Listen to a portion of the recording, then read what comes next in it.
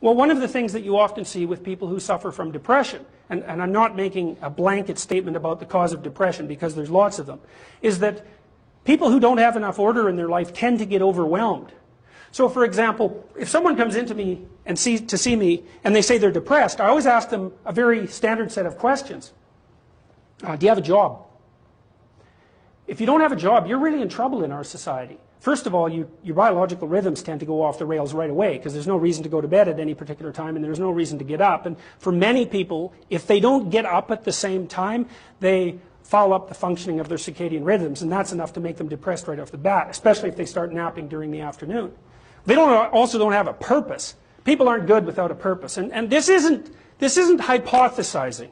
We absolutely understand the circuitry that underlies positive emotion.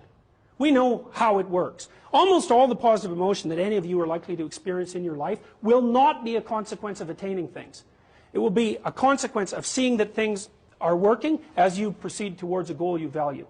So if you don't have a job, you got no structure, that's not good. Plus, you tend not to have a point. So you're overwhelmed by chaotic lack of structure and you don't have any positive emotion. Well, do you have any friends? So sometimes you see people who are depressed, they have no job, they have no friends, they have no intimate relationship, they have an additional health problem, and they have a drug and alcohol problem. My experience has been if you have 3 of those problems, it's almost impossible to help you.